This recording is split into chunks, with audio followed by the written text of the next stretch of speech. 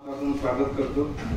लोकसभा सार्वत्रिक निवडणूक 2024 च्या अनुषंगाने होऊ घातलेल्या मतमोजणीच्या प्रक्रियेअंतर्गत 4 जून रोजी औरंगाबाद लोकसभा मतदारसंघाची मतमोजणी ही MIT कॉलेज बीड बायपास येथे संपन्न होणार आहे। त्या दृष्टिकोनातून संपूर्ण तयारी झालेली असून आज उमेदवारांच्या संदर्भात उमेदवारांची बैठक घेऊन त्यांना आम्ही सर्व ते आयोगांच्या सूचना आणि गाईडलाईन्स त्यांना सांगितलेल्या आहेत। आज आपल्या माध्यमातून सुद्धा सर्वसामान्य नागरिकांपर्यंत हा विषय आम्ही घेऊन जातो आहोत। मतमोजणी केंद्रावर जी प्राथमिक तयारी व्हायला पाहिजे ती संपूर्ण होत आलेली आहे। त्यामध्ये पोलीस बंदोबस्त आणि मतमोजणी केंद्रातील सर्व अधिकारी कर्मचाऱ्यांच्या टेबलचे अरेंजमेंट प्रत्येक विधानसभा मतदारसंघात 14 टेबल्स त्या ठिकाणी लावले जाणार आहेत।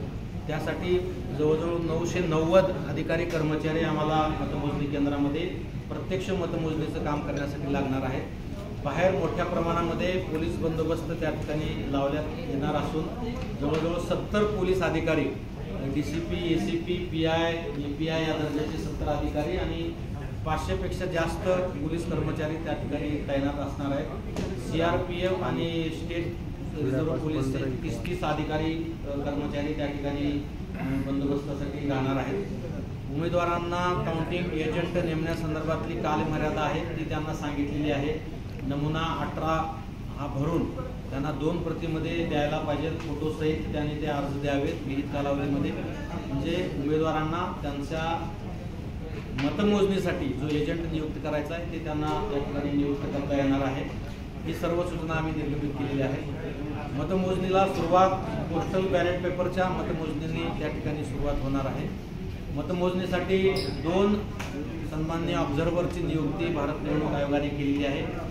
एक आपले ऑब्झर्व्हर जे निवडणूक कालावधीमध्ये होते आदरणीय दंडेसर त्या ठिकाणी असणार आहेत आणि दुसरे एक ऑब्झर्व्हर 3 विधानसभा मतदारसंघासाठी आयोगाकडून नियुक्त केले जाणार आहेत। आणि या दोन्ही ऑब्झर्व्हरच्या उपस्थितीमध्ये उमेदवार किंवा त्यांच्या एजंटच्या उपस्थितीमध्ये सकाळी 7 वाजता स्ट्रॉंग रूम खुलं केलं जाणार आहे आणि 8 वाजता सर्व उपस्थितांना गोपनीयतेची माहिती देऊन गोपनीयतेची शपथ देऊन बरोबर 8 वाजता मतमोजणीला त्या ठिकाणी प्रारंभ होणार आहे। सर, निकाल किती वाजेपर्यंत अपेक्षित आहे सर? निकालाच्या अंदाजाबद्दल आणखी एक्झॅक्ट आपल्याला काही परफेक्ट प्रिडिक्शन करता येत नाहीये, परंतु अगोदर टपाली मतमोजणीला प्रारंभ करायचा आहे। त्याच्यानंतर जेव्हा प्रत्यक्ष टेबलवर कंट्रोल युनिटद्वारे जे मतमोजणी होणार आहे, आपल्याकडे जवळजवळ 37 उमेदवार आणि एक नोटा 38 जणांची नावं डिस्प्ले होणे, त्यांची मतं लिहून घेणे, प्रत्येक एजंटांना दाखवून त्यांचं समाधान करून घेणे आणि त्याच्यानंतर रिझल्ट शीट भरल्यानंतर त्या राऊंडचा काउंटिंग एजंटची सही त्याच्यावर घेणं बंधनकारक आहे। ही सर्व प्रक्रिया करायला प्रत्येक राऊंडला किमान 20 ते 25 मिनिट लागणार आहेत आणि अशा पद्धतीनं आपल्याकडे औरंगाबाद लोकसभा मतदारसंघामध्ये मॅक्झिमम 27 राऊंड होणार आहेत। 27 फेऱ्या पूर्ण कराव्या लागणार आहेत। हे पूर्ण झाल्यानंतर म्हणजे कंट्रोल युनिटमधले मतमोजणी संपल्यानंतर VVPAT मधल्या ज्या काही स्लिप आहेत ते भारत निवडणूक आयोगाच्या सूचनेप्रमाणे प्रत्येक विधानसभा मतदारसंघातले 5 केंद्र रँडमली सिलेक्ट करायचं आहे आणि त्या 5 केंद्रावरच्या VVPAT ह्या सरतेशेवटी मोजावं लागणार आहेत आणि याला मात्र जास्तीचा वेळ लागणार आहे कारण त्या स्लिप अतिशय छोट्या आहेत, नाजूक आहेत, त्यामुळे ते काळजीपूर्वक मोजावं लागणार आहे। आणि हे सर्व मोजणी झाल्यानंतर मग जे रिझल्ट शीट आहे नमुना 20 मधला तो आम्हाला भरून मग डिक्लेअर करावा लागणार आहे। ते होईपर्यंत कदाचित संध्याकाळचे 7-8 वाजता। सर, मीडियाला कधीपर्यंत नाही, ऑथेंटिक मीडिया सेंटर आम्ही स्थापित केलेलं आहे। कम्युनिकेशन सेंटर सुद्धा आम्ही स्थापन केलेलं आहे मतदान केंद्राच्या परिसरामध्ये। मतमोजणी केंद्रातली जी काही परिस्थिती आहे, वस्तुस्थिती आहे ती मीडियापर्यंत व्यवस्थितरित्या पोहोचली जाणार आहे। आकडेवारीच्या बाबतीमध्ये लिगली आम्हाला अनाऊन्स करायला काही नियमाचं बंधन आहे, त्यामुळे आम्हाला ती प्रक्रिया पूर्ण झाल्याशिवाय आम्हाला ते आकडेवारी डिक्लेअर करता येणार नाही, ऑफिशियली तुम्हाला देता येणार नाही।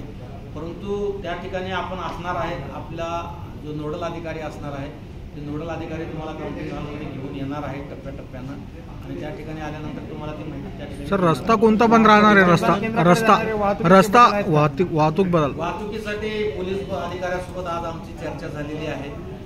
कमीत कमी रस्ता बंद करावा आणि सर्वसामान्य नागरिकांना त्रास होऊ नये याची आम्ही पूर्ण खबरदारी घेणार आहोत। पण तरी सुद्धा एक प्राथमिक दृष्ट्या जर बघितलं तर जो बीड बायपास आहे, त्या बीड बायपास मधला जो महानुभाव चौक आहे, त्या महानुभाव चौकापासून तो दुसऱ्या बाजूला म्हणजे कमीत कमी अंतर त्याच्यामध्ये होईल या पद्धतीनं महानुभाव चौकापासून ते झालटा पॉईंट जे आहे, त्या झालटा पॉईंटचं एक प्राथमिक आमचं हे झालेलं आहे किंवा हा रोड आपण बंद केला पाहिजे.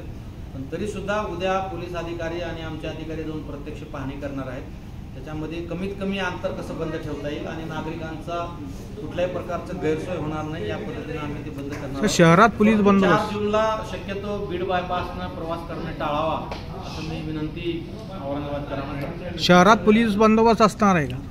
शहरामध्ये सुद्धा जसं जसं फेऱ्याचा निकाल बाहेर येईल, निकालाचा अपेक्षित अनपेक्षितरित्या कसा निकाल येतो कुणाला माहिती नाहीये आणि त्या अनुषंगानं शहरामध्ये आणि शहराच्या परिसरामध्ये सुद्धा कुठल्याही कायदा सुव्यवस्थेचा परिस्थिती निर्माण होऊ नये यासाठी आम्ही पूर्ण ती खबरदारी घेतो आहोत. वेगळा पोलीस बंदोबस्त आम्ही मागवलेला आहे. कलम 144 जाहीर करून जमावबंदीचे आदेश आम्ही निर्गमित केलेले आहेत. एक्साईज ऑफिसच्या मार्फत आम्ही ड्राय डे डिक्लेअर केलेला आहे आणि संपूर्ण शहरावर वेगळ्या पोलीस अधिकारी आणि वेगळ्या पोलीस कर्मचाऱ्याचं वास त्याच्या ठिकाणी राहणार आहे. आणि सर्व नागरिकांना सुद्धा या निमित्तानं मी आवाहन करतो की आपण सर्वांनी शांतता मार्गाने, शांतताप्रिय मार्गाने प्रशासनाला सहकार्य करावं आणि शांततामय वातावरणामध्ये ही मतमोजणी संपन्न व्हावी. थँक्यू.